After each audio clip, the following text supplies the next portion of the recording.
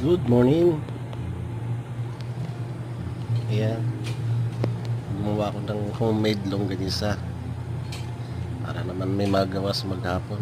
Nakaka-boring pagka ganitong umamahal na araw, walang magawa. Kaya ginawa ko, gumawa ko ng giniling tsaka mga ingredients para sa paggawa ng longganisa.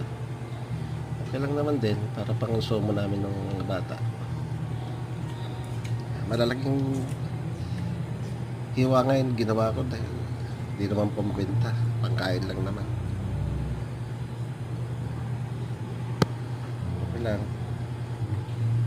Ayan, ito yung tinatalian ko siya para na hindi kumalas. Ayan, ito yung finish product ko. Ayan siya, malalaki. Ayan. Okay lang din, pangkain lang naman yan. Tsaka ito pa rin yung tatalian ko pa, yung hindi pa natatapos. Ito yung tapos na. Tapos ito yung bituka na ginamit ko.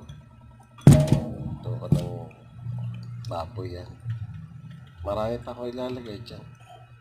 Kaya see you guys.